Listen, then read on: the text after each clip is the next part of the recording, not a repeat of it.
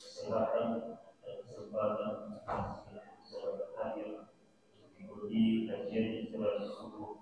Insyaallah kita semua dalam keadaan selamat. Assalamualaikum warahmatullahi wabarakatuh. Kita Muhammad sallallahu alaihi wasallam yang berharap yang dia pada ini termasuk dalam sekolah ini dari Muhammad sallallahu alaihi wasallam. Bagaimana juga sesuatu yang Allah. Alhamdulillah pada hari ini kita sama-sama mengerjakan istilah subuh yang disampaikan oleh Ustaz Muhammad Al-Harun yang merupakan direktur satu di pesantren Al-Fatihah yang dihadap di kami ada ulama di pondok pesantren Al-Fatihah Allah ini subhanahu wa ta'ala. Kemudian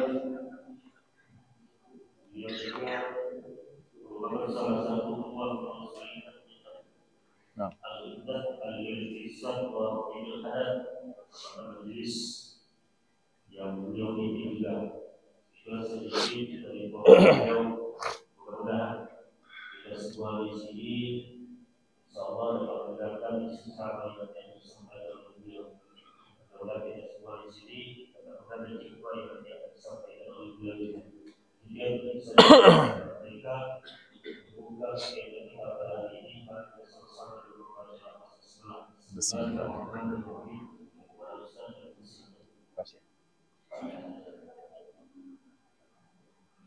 Bismillahirrahmanirrahim. Assalamualaikum warahmatullahi wabarakatuh. Innal hamdalillah nahmaduhu wa nasta'inuhu wa nastahdihi wa nastaghfiruh wa na'udzu bihi min shururi anfusina wa sayyiati a'malina may yahdihillahu fala mudilla lahu wa may yudlil fala hadiya lahu. Asyhadu an la ilaha illallah wahdahu la syarika lahu وأشهد أن سيدنا ونبينا محمدا عبده ورسوله من لا نبي بعده. اللهم صل وسلم على سيدنا محمد مفتاح باب رحمة الله عدد ما في علم الله صلاة وسلاما دائمين بدوام ملك الله وعلى آله وصحبه. اللهم رب اشرح لي صدري ويسر لي أمري واحلل عقدة من لساني يفقهوا قولي. سبحانك لا علم لنا إلا ما علمتنا إنك أنت العليم الحكيم. اللهم ارزقنا فهم النبيين وحفظ المرسلين وإلهام الملائكة المقربين. اللهم أغننا بالعلم وزينا بالحلم وأكرمنا بالتقوى وجملنا بالعافية. لا حول ولا قوة إلا بالله العلي العظيم والحمد لله رب العالمين. نوينا التعلم والتعليم والتذكر والتذكير والنفع والانتفاع والإفادة والاستفادة والحث على التمسك بكتاب الله تعالى وسنة رسوله والدعاء إلى الهدى والدلالة على الخير ابتغاء وجه الله ومرضاته وقربه وثوابه سبحانه وتعالى على هذه النية وعلى كل نية صالحة وإلى حضرة النبي المصطفى محمد صلى الله عليه وسلم بسر الفاتحة. أعوذ بالله من الشيطان الرجيم. بسم الله الرحمن الرحيم. إياك نعبد وإياك نستعين اهدنا الصراط المستقيم صراط الذين أنعمت عليهم غير المغضوب عليهم ولا الضالين آمين. Hadratal muhtaramin yang saya ta'zimi, para ulama, para fuqaha, para guru, para kiai-nyai yang dimuliakan Allah, yang saya ta'zimi para hamalatul Quran, para ahlullah fil ard, para hufadul Quran, yang saya ta'zimi ayah bunda, para sepuh, para bini sepuh, yang mudah-mudahan orang-orang tua kami terus diberikan sehat walafiat dan panjang umur, para pengurus serta jamaah rahimani rahimakumullah. Alhamdulillah, bersyukur kehadirat Allah di waktu yang baik, di bulan yang baik. Allah kumpulkan di satu tempat yang paling Allah cintai. Khairu biqa'il ardi masajiduha, sebaik-baik tempat di muka bumi ini adalah rumah Allah Subhanahu wa taala. Maka mudah-mudahan ketika orang yang masuk di dalam masjid niat karena lillahi taala, maka Allah pun mencintai orang tersebut. Salawat dan salam terlimpah ruah kepada hadratur Rasul Sayyiduna Maulana Muhammad sallallahu alaihi wa alihi wa sahbihi wasallam beserta keluarga, sahabat, pengikut sekalian. Amin Allahumma amin. Bapak Ibu yang dimuliakan Allah, sebelum kita melanjutkan atau memulai ta'lim kita, Mari kita sama-sama memperbaharui niat i'tikaf kita di masjid ini. I'tikaf artinya berdiam di dalam masjid dalam rangka beribadah mencari keridhaan Allah Subhanahu wa taala. Lafaznya hanya sekedar penguat, yang paling penting yang ada di dalam hati kita. Nawaitul i'tikafa fi hadzal masjidi ma dumtu fihi lillahi taala. Saya berniat i'tikaf di masjid ini selama saya berada di dalamnya semata-mata mengharap ridha Allah taala. Maka duduk dan diam, yang dengarkan mungkin saking dengarnya laju kemudian ke Sidratul Muntaha terkantuk misalnya, itu pun insyaallah tetap akan dapatkan pahala daripada Allah. Amin Allahumma amin. Bapak Ibu dimuliakan Allah Subhanahu wa taala, satu beban moral bagi saya ketika guru kami Ustaz Tirmizi Al-Hafidh itu memerintahkan kepada kami, sebenarnya nak nolak cuman tak pacak. Karena berkali-kali beliau nyuruh, kaget kualat, kaget jadi kodok pula nolak beliau terus. Maka kami minta izin duduk di sini, nawaitu untuk menjalankan perintah guru. Dan kalau sudah menjalankan perintah guru, maka mudah-mudahan kami mendapatkan kebaikan di dalamnya insya-Allah. Bapak Ibu ini muliakan Allah Subhanahu wa taala. Judul kita hari ini kan inspirasi subuh. Agak lain memang judulnya itu. Kekinian. Ya, tapi ujung-ujungnya ini merupakan strategi dari pengurus supaya kita galak ngaji. Dan ngaji merupakan bahasa kita, bahasa Arabnya talabul ilmi. Sementara talabul ilmi merupakan kunci di mana kita mendapatkan ilmu. Ilmu ini dikatakan para ulama bahwa kalau reto ini segalanya dapat reto. Tinggal masing-masing kadarnya yang berbeda. Artinya setiap makhluk terutama manusia di muka bumi ini dapat semua jatah rizki berupa harta daripada Allah Subhanahu wa taala. Tinggal yang bedakannya kadang kerajinan, kadang juga garis tangan masing-masing. Bahasanya seperti itu. Tapi ilmu tidak akan Allah berikan kecuali kepada orang yang Dia pilih. Maka berarti ilmu merupakan kebaikan yang Allah tidak pilih kecuali kepada orang-orang yang Allah inginkan. Maka Rasulullah sallallahu alaihi wasallam bersabda dalam dua ibarat, dalam dua ta'bir, dalam dua bentuk ungkapan, beliau menyatakan man yuridillahu bihi khairan yufaqihu fid din, dalam bentuk fi'il mudhari'. Tapi dalam riwayat yang lain dalam bentuk fi'il madhi, man aradallahu bihi khairan, man yuridillahu bihi khairan faqahahu fid din. Maka artinya ini menunjukkan siapa yang Allah inginkan kebaikan untuknya. Apa makna kebaikan dalam hadis ini? Ditafsirkan, dijelaskan ulama, kebaikan di sini adalah kebaikan yang sempurna, kebaikan dunia dan akhirat. Jadi di dunia dia jaya, di akhirat dia jaya. Di dunia dia selamat, di akhirat dia mendapatkan keselamatan. Maka ini yang disebut sebagai orang yang Allah inginkan kebaikan untuknya. Jadi kebaikan di sini tidak Allah sebutkan mobilnya 3, hartanya banyak, bininya banyak, cawalit, misalnya apa itu. Tapi yang Allah inginkan kebaikan adalah orang yang Allah inginkan keselamatan baginya dunia dan akhirat. Siapa yang Allah inginkan kebaikan untuknya dunia dan akhirat, faqahahu aw yufaqihu fid din, Allah dalamkan ilmu agamanya. Menurut bahasa fikih itu artinya memahami sesuatu dengan mendetail. Maka ilmu fikih itu ilmu yang tidak sekadar rukun solat 13 selesai dah. Tapi rukun solat itu jelaskan. Apa yang dijelaskan? Kaget dulu solatnya. Didefinisikan apa arti rukun. Apa arti rukun? Apa beda rukun dengan syarat? Kalau rukun merupakan sesuatu yang wajib, apa yang membatalkan? Jadi semua hal secara mendetail itu adalah fikih. Maka kita tidak baca hanya sekedar ngambil hadis, habis itu selesai. Innamal a'malu binniyat. Amal itu hanyalah Allah akan terima dengan barakah niat misalnya. Maka tak bisa kita kemudian menyatakan niat selesai. Maka ulama kemudian menerjemahkan, mendefinisikan apa arti niat. Secara bahasa apa, secara istilah apa. Kapan disebutkan niat? Apa rukun niat? Kemudian apa syarat niat? Apa yang membatalkan niat? Jadi artinya, menbaso kami di dusun, jadi kami wong dusun, wong layo, tebiji Taurat, itulah fikih. Kalau orang solat menghadap kiblat tak baca suratul Fatihah, apa hukumnya? Ada orang solat baca suratul Fatihah, kemudian dia tidak tumakninah, apa hukumnya? Maka fikih pasti mendetail. Karena memang fikih menurut bahasa saja sudah jelas bahwa fikih itu memahami sesuatu dengan mendetail, tidak matang setengah-setengah matang, tidak sebelah, tidak setengah-setengah. Maka berarti orang yang Allah inginkan kebaikan padanya, maka Allah akan fahamkan dia akan agama dengan pemahaman yang baik, dengan pemahaman yang mendetail. Itu maknanya yufaqihu fiddin. Apa kemudian dijelaskan ulama? Ay arrafahu bil usuli wal furu'. Maka Allah, yang Allah inginkan kebaikan untuk orang tersebut, dia tahu mana perkara yang dasar, mana perkara yang cabang. Niat itu rukun, baca Fatihah itu rukun, sementara kunut subuh hukumnya sunnah. Jadi ada yang tidak berkunut subuh, khair, silahkan. Maka orang yang punya pemahaman yang baik, dia tidak akan memaksakan kamu di sini harus kunut, kalau tidak kami penggal, tidak. Kemudian juga tidak juga kamu tidak boleh kunut subuh, pokoknya dilarang, kalau tidak kita putus hubungan. Tidak juga seperti itu.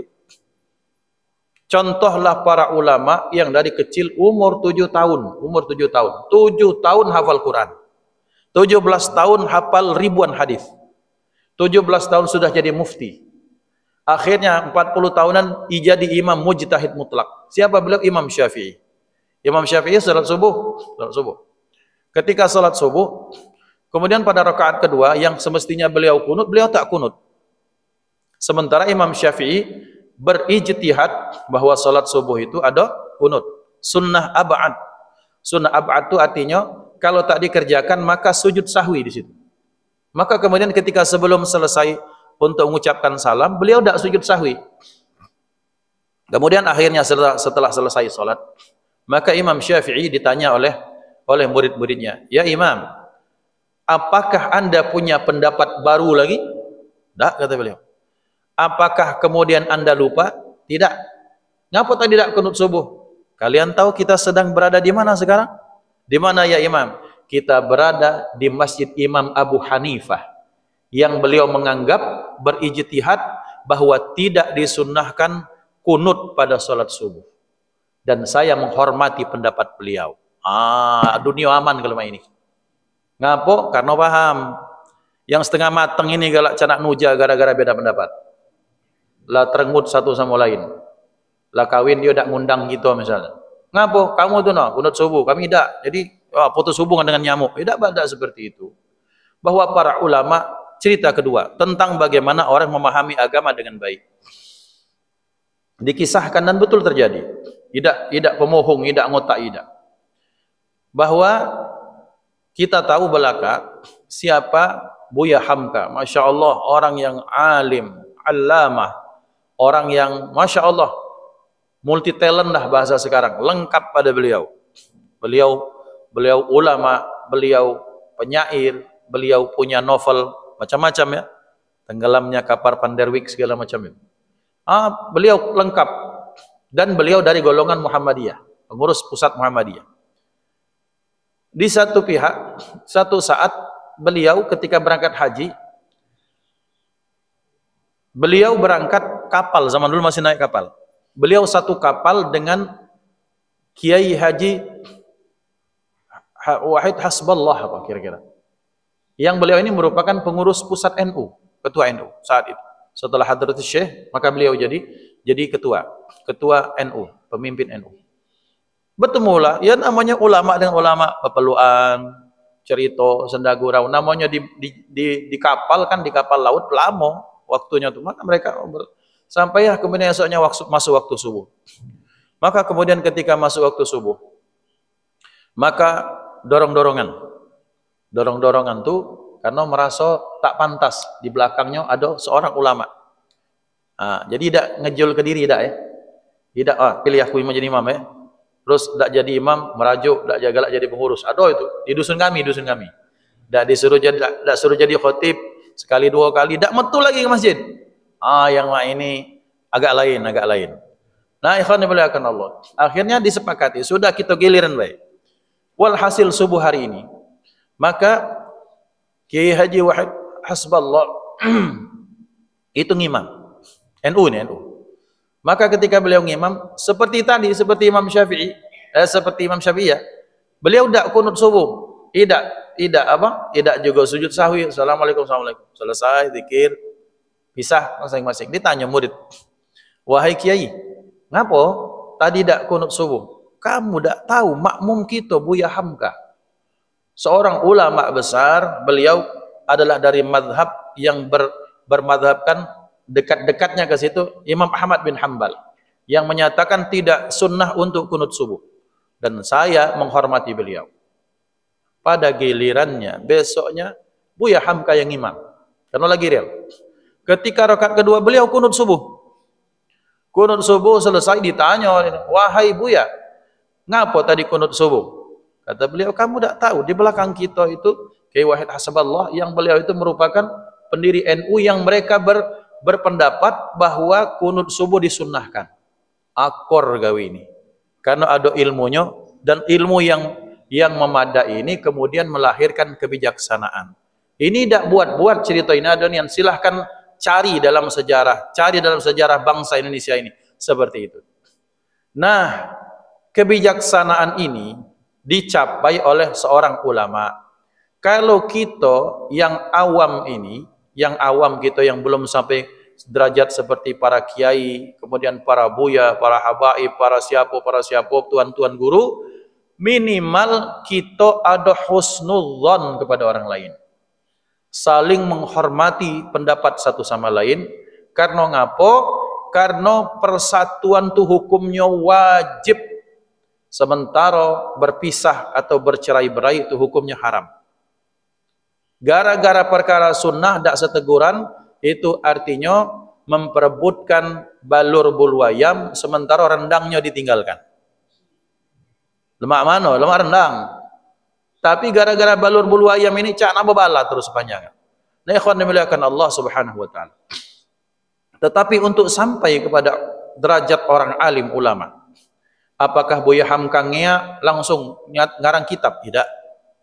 Apakah Hadratus Syekh Haji Hasyim Asy'ari langsung hafal musnid? Beliau tuh hafal ratusan ribu hadis, Kiai Haji Hasyim Asy'ari. Maka beliau tuh seorang musnid.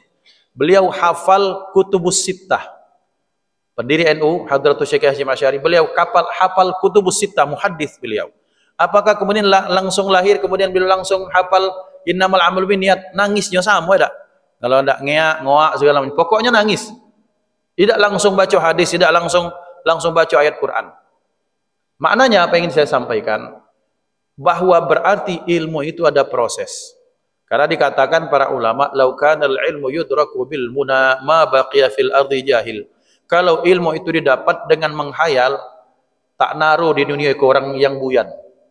Tak naruh, orang meranjat, ada sih orang meranjat. Makan tak berkunyit, orang tak bertanggonya. Ya kan dimuliakan Allah.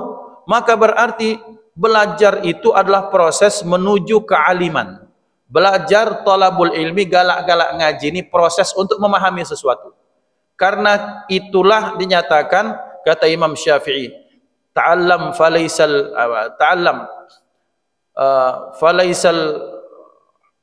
falaisal mar'u yuladu aliman wa laisa akhu ilmin kaman huwa jahil. Belajarlah engkau, karena di muka bumi ini tidak ada orang yang ketika lahir langsung jadi ulama dak kate. Artinya kita harus berproses. Maka duduknya kita di tempat seperti ini, memilih kadang-kadang seminggu sekali, 2 minggu sekali belajar, itu merupakan pilihan daripada Allah. Perkara mau tidak mau itu harus diikhtiari, harus diusahakan.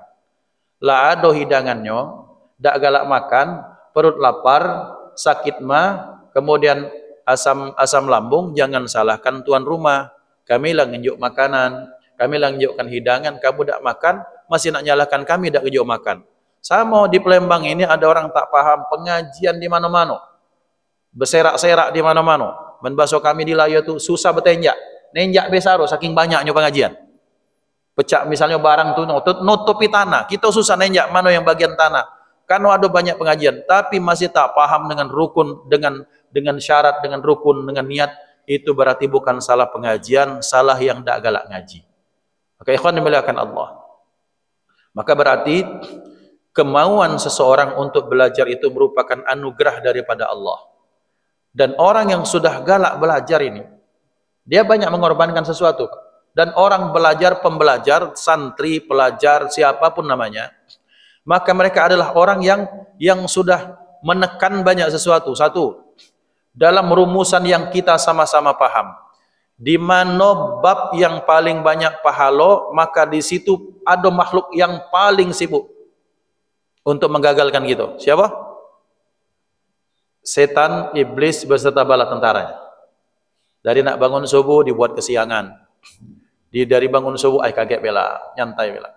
Ada teman saya, Dr. Aris Rahmat, ketika di Mesir dulu, dia cerita ke saya, aku kebal katanya, sholatnya nak ngawi ke anu, nak ngerjai setan, nak ngawi ke setan. Mak mana kata aku cak nguling katanya subuh. Pas lana itu, terbangun, kalah kau setan katanya. Cak, hari kedua, masih menang. Hari ketiga, aku bangun jam 7 katanya dia, tidak salat subuh.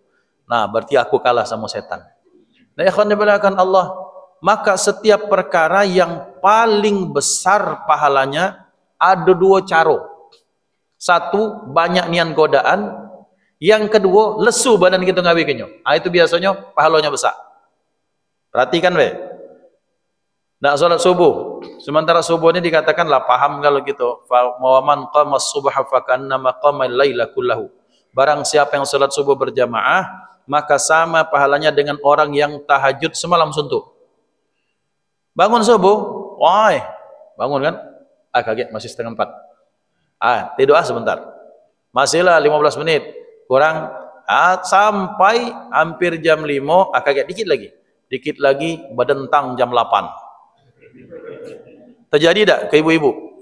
Tidak terjadi ibu-ibu. Ibu-ibu hebat. Ngapa mereka harus nyiapkan makan, nyiapkan pakaian? Kita lanang ini, Pak. Kita lanang ini. Nah, ikhwan dimuliakan Allah. Betapa ternyata itu artinya apa? Artinya salat subuh berjamaah pahalanya besar. Termasuk juga nak ngaji. Nak ngaji ini banyak sekali tantangan. Baik lesunya, baik pikirannya macam-macam. Ngapa? Satu, lesu. Ngapa? Tak kenal dengan ustaznya. Satu. Yang kedua, lah kenal ustaznya bukan uang kami. Aku ni jual mah kumring. Aku tak galak kecuali ustaz kami dari Kumring. Demai kan yang orang Sekayu. Aku nak nyari guru kami dari Sekayu. Tak sudah gawe ini. Ulama ni tak cuma dari Sekayu. Tak cuma dari Kumring. Tak cuma dari Ogan Ilir. Di mana-mana ada ulama. Di mana-mana artinya ada kebaikan. Maka orang yang sudah belajar berarti dia menekan ego bahwa dia harus mendapatkan kebaikannya bukan personalnya. Maka ini bab pertama dalam menuntut ilmu itu, unzur ma qala wa la tunzur man qala. Lihat apa yang disampaikan, tak perlulah kita melihat dulu siapa yang menyampaikan. Walaupun dalam bab-bab tertentu kita butuh melihat siapa yang menyampaikan. Tapi kalau kita terus memakai siapa yang nyampai ke wong kami bukan wong Jawa atau wong Palembang, wong Jawa kami tak galak. Kan teman mai itu kita wong Palembang. Terjadi. Kemudian ada yang lebih hebat daripada itu. Ustaz ini tak galak aku ngaji apa? Tak lucu. No, ustaz disuruh lucu. Jadi 16 tahun, sekian tahun ngapal Quran, sekian tahun SD, sanawiyah, aliyah, kuliah, cuma yang dicari lucunya, bukan dicari ilmunya. Habis duit hanya untuk nyari lucu. Suruh komeng itu. Mahal mulu dia lah DPD dulu sekarang. Nah, ikhwan dimuliakan Allah Subhanahu wa taala, maka berarti orang yang berhasil belajar duduk di satu tempat majelis ilmu. Pecah sekarang ini, Masya Allah pahalanya besar. Ngapo? Karena dia sudah mujahadah, dia sudah melawan ego dirinya, melawan kepentingannya, melawan waktunya. Ibu-ibu, malam-malam nak pengajian, misalnya ada pengajian majelis taklim. Saat itu apa yang sudah dikorbankan? Mungkin istirahatnya dari pagi sampai ke malam itu dia begawi. Istirahat masih belajar ngaji, Masya Allah luar biasa. Kemudian jam-jam sekian, sebenarnya nak ngaji Ustaz. Cuman ngapo? Cuman karena ada sinetronku menangis, tak jadi aku ngaji. Atau sinetron azab Indosiar, akhirnya tak jadi ngaji. Nah, ikhwan yang dimuliakan Allah, yang seperti ini berhasil ditaklukkan, akhirnya hadir di satu majelis taklim. Maka mengapa menuntut ilmu itu besar pahalanya? Satu, karena dia sudah menaklukkan mujahadatun nafsi, Sementara orang menaklukkan egonya itulah orang yang hebat. Yang kedua, orang yang belajar dan dia menuntut ilmu, maka kualitas amalnya jauh lebih baik dibandingkan dengan orang yang sekadar-sekadarnya saja. Bahasa kitanya apa? Waya-waya. Ya. Jadi wong yang waya-waya itu amalnya diterima oleh Allah, insya Allah tetap berpahala, tapi tetap kualitasnya dibedakan berdasarkan kealiman atau keilmuannya. Contoh mana? Satu saat ada seorang sahabat yang tak disebutkan namanya. Dan Bapak Ibu, hebatnya orang zaman dahulu itu. Jadi kalau ada seseorang yang melakukan kesalahan, dan kesalahan itu kira-kira bakal membuat dia malu dan aib, maka tidak disebutkan nama pelakunya. Nah, seorang sahabat ini satu saat dia sholat. Sholat, puji Nabi, selesai dia salam, sholat, kau belum sholat. Sholat lagi dia, Assalamualaikum, puji Nabi, sholat, kau hakikatnya belum sholat. Sampai 3 kali sholat tu ini bro, puji Nabi. Kira-kira bahasa kubah ya. Kau diri tegak, Allahu Akbar, tenangkan sebentar, baca suratul Fatihah yang baik. Kemudian bila perlu baca surat, kemudian ruku sempurna, kemudian sekadar diam, sekadar tasbih 3 kali subhanallah, baru bangun i'tidal. Berhenti sebentar, tenang, lurus tegak, kemudian baru sujud. Bahasa kita tu maknina. Ternyata ini orang sholatnya seperti ayam yang matuk jagung. Tuk tuk tuk, assalamualaikum. Nah, Nabi, salatlah, engkau belum salat. Itu artinya apa? Ternyata ilmu itu sangat penting, terutama untuk amal ibadah. Nah, Bapak Ibu dimuliakan Allah, bahasa kita itu inilah kira-kira. Jangankan untuk perkara yang menyelamatkan akhirat kita, perkara yang menyelamatkan dunia kita butuh ilmu. Bapak-bapak pernah terpikir, pernah buat tugas sekali seumur hidup. Ngapa? Coba kita yang masak sekali-sekali. Jangan sibuk merotes terus. Ini kurang garamnya, ini kurang masamnya, kurang segalanya, kurang masakan bini. Kemudian selesai, coba sekali-sekali kita yang masak. Nak nyingok kenyau mak mano hasilnya. Jangan-jangan sisip dikit uang rumah tak pacak berhenti ditanya mak mano ngerap bawang, mak mano nak motong cabai segala macam. Walhasil ketika betanak, luarnya motung, dalamnya gerjilan, mentah dalam. Artinya apa? Karena kita tak kata ilmu tentang betanak.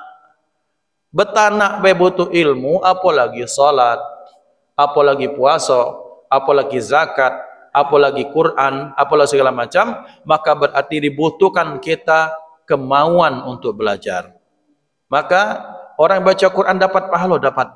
Tapi orang yang terus tekun dalam baca Al-Quran, terus mempelajari diri, memperbaiki kualitas untuk belajar, itu sangat disenangi oleh Allah Subhanahu wa Ta'ala. Bapak Ibu, Masya Allah, di tengah kita banyak sekali ahlul Quran di Palembang, wabil khusus guru kami Ustaz Tirmizi, Masya Allah. Kalau tak dihitung-hitung berapa Pak? Boleh tanya guru Quran kita? Mungkin ada yang jawab, Ustaz kami ada dulu Quran, Masya Allah. Sampai berapa? 7. Ada yang belajar Quran sampai mungkin 8. Ada bahkan dia guru Qurannya 3. Imam Syafi'i yang hafal Quran dari kecil usia 7 tahun. Ada yang pacak nebak berapa guru Quran beliau? Beliau dalam riwayat punya guru ngaji, guru baca Quran sampai 400 orang. 400. Mana Ustaz maksudnya? Maksudnya ini. Beliau dari tempat beliau belajar. Ada guru Quran, ya betul. Setelah itu tempat lain dia belajar lagi. Sampai kemudian akhirnya beliau merantau ke mana? Nyari guru Quran. Jadi beliau punya banyak guru, diriwayatkan sampai 400 orang. Dan bagi para ulama seperti itu biasa, banyak guru Quran. Jadi mereka tak pernah puas untuk memperbaiki kualitas bacaan Fatihah kah, bacaan kemudian surat pendek kah, atau bacaan Quran, atau misalnya tahsinul Quran. Jadi biasa bapak-bapak, Imam Syafi'i itu datang satu kampung, datang beliau kemudian minta simak kepada orang yang ahli Quran di situ. Simak, minta ijazah, minta ajarkan segala macam. Masya Allah. Nah, ini menunjukkan bahwa ternyata kita tidak boleh merasa puas dengan apa yang kita sudah peroleh. Maka orang yang berikutnya belajar, Allah akan hargai. Mengapa? Karena mereka terus memanusiakan dirinya. Bapak Ibu, alhamdulillah ketika masa kecil kami nyantri dulu, Allah berikan Allah unjuk bagian tu mak ini. Allah berikan kami bagian tu di pondok kami dulu di Al-Ittifaqiyah, guru kami tu masih banyak kiai-kiai tua. Tak kurang dari 15-an kiai, dan itu alim kalau Masya Allah. Puas nian kalau kita belajar. Ada salah satu guru kami, Allah yarham Kiai Haji Muhammad Nur, beliau belasan tahun di Mekah. Ketika beliau sudah di penghujung usia beliau, maka kemudian beliau, saya sambang sawan, minta doa, minta ijazah, minta keridhaan.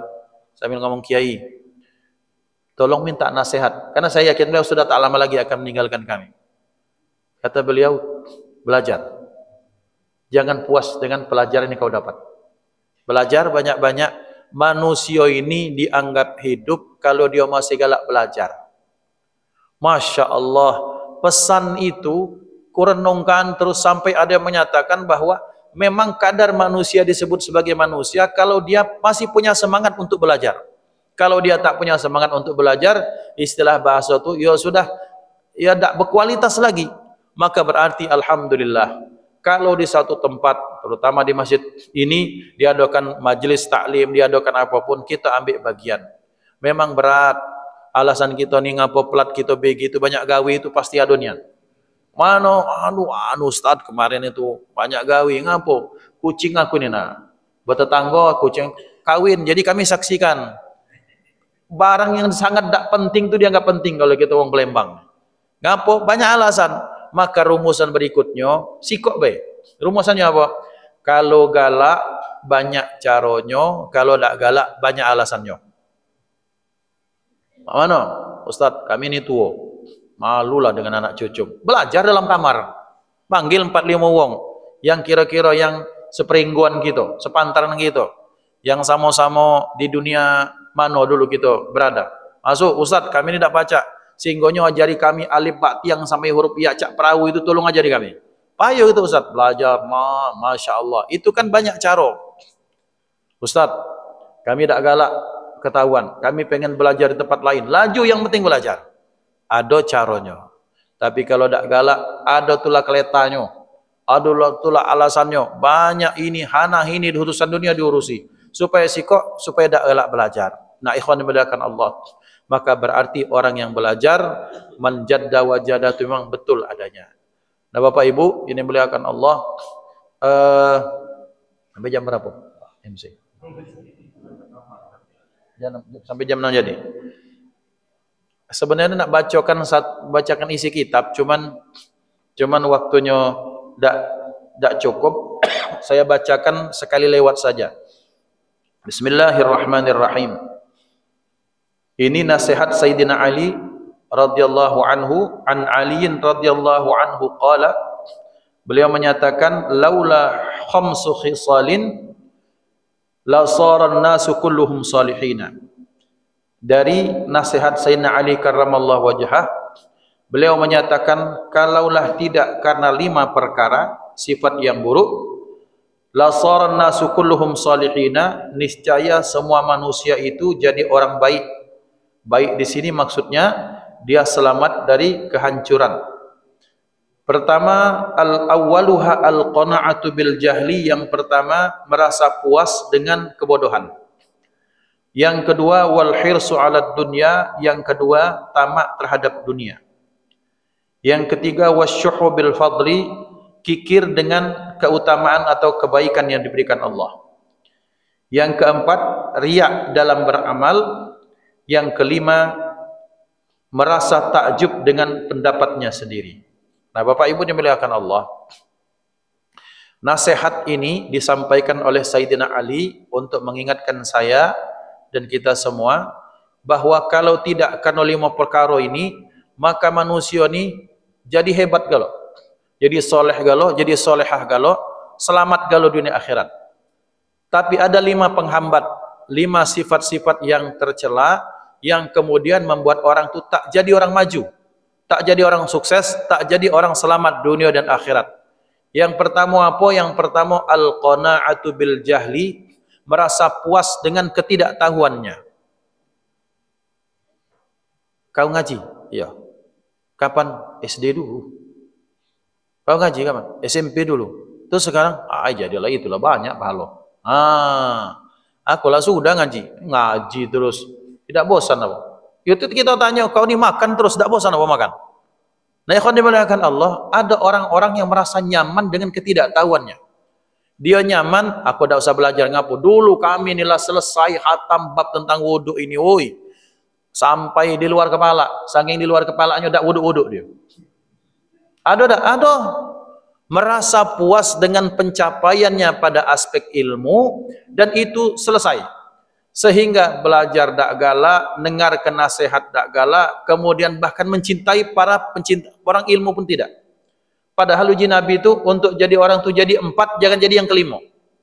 Pertama kun alim, jadilah orang alim, ada ilmu. Kalau tak kata ilmu, belajar uji Nabi. Kalau belum pacak belajar serius, galak-galak dengar. Kalau belum pacak, minimal agam cinta. Dan jangan yang kelima. Kelima apa? Pembenci. Ilmu kata, belajar tak galak, dengar tak galak, agam be dengan ilmu tak galak. Ini musibah. Ada tak? Ya ada. Ada banyak. Apa? Nah, itu pengajian itu. Benar dia. Pengajian itu be. Aku pacak, tapi dia tak ngaji. Ada tak? Ya ada. Maka yang kelima ini binasa uji Nabi. Binasa itu bukan langsung hancur, jadi bukan dakma itu. Tapi ketika dia beramal, amalnya tak diterima Allah, itu binasa. Ketika maaf, dia menggauli istri malam hari, tak pakai ilmu, maka itu akan jadi penyakit. Kemudian dia berdagang, tak dianggap oleh Allah sebagai perdagangan diridai Allah. Ketika dia makan tak jadi darah daging yang mendekatkan dia kepada Allah. Ketika dia solat baik gerak diamnya solat, tapi ternyata tak diterima Allah. Ngapa? Dia puas dengan ketidaktahuannya akan sesuatu. Maka penting kita belajar supaya kita selamat dari batalnya amal, dari tak diterimanya amal. Yang kedua, supaya amal kita jadi berkualitas di depan Allah. Cerita ini sering saya bawakan ketika dalam banyak majelis. Dan memang terjadi. Zaman dahulu ada orang saleh. Orang saleh alim ini punya hobi, Pak. Apa hobinya? Hobi sowan kepada para ulama atau ahli ibadah untuk minta doa. Itu penting apa? Kita ni tak tahu dari mulut siapa. Doa kita kan diijabah oleh Allah. Uji kita, wow Ustaz ini panjang jenggotnya, berarti cepat dia naik ke arasnya. Belum tentu. Mungkin lagi doa, ya Allah, mudah-mudahan pindang ayammu tahun ini. Mungkin. Atau lagi apa? Tapi ternyata doa itu Allah cepat terima dari tukang becak di samping rumah kita. Kita tak tahu. Yang kita tahu zahir kita ni pacak ditipu, Pak. Jenggot pacak dipanjangkan. Ini dengan lagi panjangnya.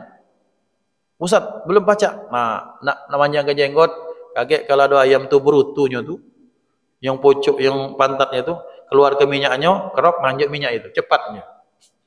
Pacak dipanjangkan, Pak, banyak minyaknya. Jubah pacak dicari. Tapi ilmu harus dicari. Satu. Yang kedua, kita tak tahu dari siapa kepastian doa itu cepat diijabah Allah. Maka termasuk kebiasaan orang-orang soleh sering minta doa dari orang lain. Doakan aku ya, doakan kami ya, doakan ana, doakan al-fakir, doa hukum matlub. Ya, bahasa apapun itu intinya minta doa. Nah, ini orang ini keliling. Sampai di satu tempat dia mendengar ada ahli ibadah di situ. Pengen sowan minta didoakan. Tapi ternyata ketika itu Allah nak menyelamatkan wong ini, bukan nak menyelamatkan orang minta doa. Ketika sampai, dilihatnya, kelihatan cak ado, jubahnya kan tak berkerah. Jadi cak ado kalung. Tuan, apa itu? Kalung. Nah, berdetak dalam hati. Kalung apa? Pas dikeluarkan bungkusan, lah bau. Coba tengok lagi sih. Ternyata bungkusan itu isinya bangkai tikus. Astagfirullah. Apa ceritanya ini kata sang ulama tadi? Jadi begini tuan. Ketika dulu saya penjahat, saya orang nakal, saya tidak benar. Tapi kemudian Allah berikan saya hidayah. Catat hidayah. Maka kemudian ketika Allah berikan hidayah, akhirnya saya pengen kembali istighfar, taubat kepada Allah. Pengen cari tempat khusus untuk ibadah, aku lagi nyapu-nyapu. Dan nyapu itu lewat tikus. Maka tikus itu kupukul. Kemudian terlintas penyesalan dalam diriku. Kemudian aku menyatakan, wahai tikus, karena permohonan menyesalku dan minta maaf, maka kau kuajak untuk ibadah kepada Allah. Ini iblis, dalam riwayat itu iblis yang membisikkan dia. Maka dibungkus, setiap sholat dia bawa bangkai itu, tidak pernah lepas. Ditanyakan oleh sang ulama, berapa tahun ini? 16 tahun. 16 tahun kau wajib mengqadha sholatmu. Nah Bapak Ibu, artinya apa? Jadi artinya taubat beda baca, hijrah beda cukup, harus didasari dengan ilmu, pelak belajar tadi. Maka ikhwan dimuliakan Allah, orang yang tak puas dengan pencapaiannya dalam bidang ilmu itu orang sukses. Tapi orang yang sudah puas, inilah sudahlah, hafallah, segala pacak segala macam, maka itu dia akan tetap stagnan di tempatnya. Bahasanya ini, bahasanya ini tanpa mengurangi rasa hormat terhadap hafalan. Bapak Ibu, menyingok wajahnya nih, rata-rata yang pucuk 40 seperti saya ke atas itu kan, kita ini rata-rata zaman dulu kan, ialah pacak terbaca lah mana nasibnya zaman dulu. Makan saro, sekolah saro, kan itu kira-kira ya. Hidup kita itu ya serba pas-pasan lah kira-kira itu. Zaman dulu ke sekolah jalan kaki. Jangan-jangan 6 tahun itu cuma 4 kali nganti baju merah putih itu. Lebihnya baju yang ditampal, yang tertawa pengalaman. Makan saro, kemudian Ustaz mamano kami jalan ngaji atau sekolah tu 3 kilo bolak-balik. Masya Allah. Setelah itu alhamdulillah Ustaz ada sepeda, BMX, sepeda. Ada pencapaian, ada pencapaian. Kemudian selanjutnya Ustaz alhamdulillah seiring berjalannya waktu 9 tahun 90-an dapat motor. Sampai sekarang ada rumah Ustaz, ada mobil 2. Masya Allah hebat. Tapi ketika ditanya, ketika dari SD kuluhu kuliah 4 kul itu, umur 17 tahun 4 kul itu, sampai itu 4 kul itulah. Uji cocong, oh ya kas ini, tak ngobah-ngobah bacaannya. 4 kul itulah. Artinya dia puas dengan 4 kul itulah. Bukan berarti 4 kul itu, ini kalam Allah, tak berani saya menyatakan bahwa itu tak berharga. Bukan maksudnya, kalau dunia kita maju, mbok yao diimbangi dengan pencapaian yang lain. Misalnya amayata sa'alun ka, atau wadduha ka, atau wasyamsi wadduhaha ka, atau ke ayat-ayat yang lain. Ini tidak syarat, tidak, bukannya syarat, tapi maksudnya bahwa kadang-kadang di aspek dunia kita banyak yang tabungan, sementara aspek pemahaman tentang agama kita masih cak lama tulah. Itu namanya orang yang puas dengan pencapaian ilmu.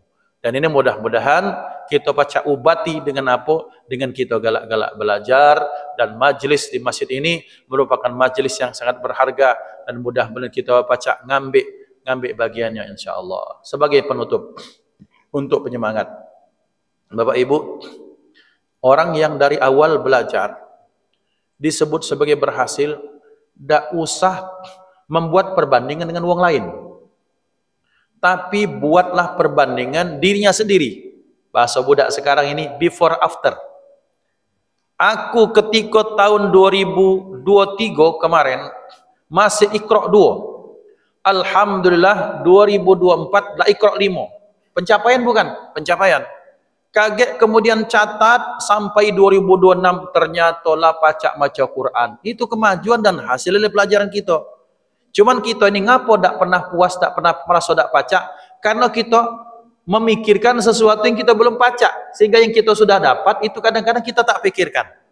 Maka ada teman kami, dah sepuh beliau, ketika saya mengajar di Papua dulu, namanya Pak Haji Pendi. Ketika saya ngajar dulu, saya 13 tahun ngajar di Papua. Ketika itu Ustadz, saya memberikan motivasi ke teman-teman. Kenapa? Jadi, wahai teman-teman, kita ini nyari dunia. Jangan sampai gara-gara dunia ini kemudian kita ditipukan oleh dunia. Ngaji kalau? Ngaji. Kemudian setelah tahun 1 dan 2, ingat sekarang, kata beliau, pencapaian kita dulu, aku terkenang kau ni tak pacak nian ngaji. Sekarang lah pacak jadi Bilal. Itu artinya ada pencapaian. Berarti selama kita belajar dengan tulus lillahi ta'ala, insyaAllah akan ada hasil. Dan saya yakin pun kita semua kalau belajar pasti akan ada hasilan kemajuan insyaAllah. Yang penting kita belajar. Maka mudah-mudahan majlis ini dijadikan majlis yang terus istiqamah, terus dawam, kita terus punya semangat hingga maut ajal menjemput kita, kita tetap terus punya semangat untuk belajar dan mudah-mudahan ini menjadi amal yang istiqamah yang diridai oleh Allah Subhanahu wa taala. Hadanallahu wa iyyakum ajma'in, usikum wa nafsi bitaqwallah. Mohon maaf sudah menyita waktu Bapak Ibu sekalian, yang baik-baik daripada Allah Subhanahu wa taala, yang tak baik dan salah dari al-faqir. Sekali lagi mohon diridhakan, dimaafkan dunia dan akhirat. Hadanallahu wa iyyakum ajma'in. Kita tutup dengan sama-sama berdoa. A'udzubillahi minasyaitonirrajim. Bismillahirrahmanirrahim. Alhamdulillahirabbil alamin. Allahumma shalli ala sayyidina Muhammad wa ala alihi wa ashabihi ajma'in. Allahumma ja'al jam'ana hadha jam'an marhuma wa tafarruqana min ba'dihi tafarruqan ma'suma wa la taj'al fina wa la minna wa la mana syaqiyya wa la mahruma. Ya Allah, ya Tuhan kami, jadikanlah pertemuan kami pertemuan yang penuh dengan rahmat kasih sayang-Mu, dan jadikan perpisahan kami perpisahan yang tak menimbulkan dosa dan noda ya Allah. Ya Allah, ya Tuhan kami, berikan kami petunjuk-Mu ya Allah, istiqamahkan kami dalam ketaatan kepadamu. Ya Allah, semua kami yang hadir, kami punya banyak salah dan dosa. Maka jangan jadikan ketika kami bangun kecuali semua dosa kami telah Engkau ampuni, semua kesalahan kami telah Engkau maafkan ya Allah. Yang di tempat ini yang hadir bersama kami ya Allah, punya hajat maka sampaikan hajatnya ya Allah. Yang punya cita-cita sampaikan cita-citanya ya Allah. Di antara kami yang hadir punya permasalahan, maka berikan jalan keluar solusi yang terbaik. Di antara kami yang sedang kesulitan kesusahan ekonomi, maka berikan kelancaran ya Allah, berikan keluasan, berikan jalan keluar-Mu, berikan rezeki yang melimpah ruah dari arah mana saja yang tak kami sangka sebelumnya. Rabbana zalamna anfusana wa illam taghfir lana wa tarhamna lanakunanna minal khasirin. Rabbana atina fid dunya hasanah fil akhirati hasanah wa qina adzabannar. Wa sallallahu ala sayyidina Muhammad wa ala alihi wa sahbihi wasallam. Walhamdulillahirabbil alamin. Kita tutup dengan hamdalah alhamdulillahirabbil alamin. Wassalamualaikum warahmatullahi wabarakatuh.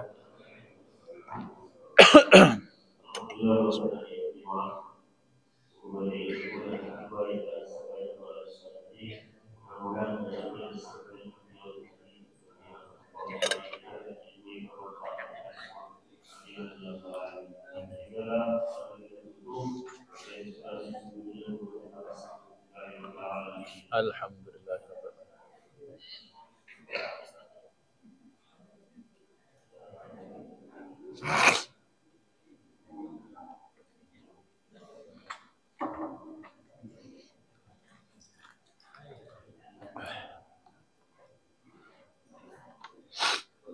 Alhamdulillah.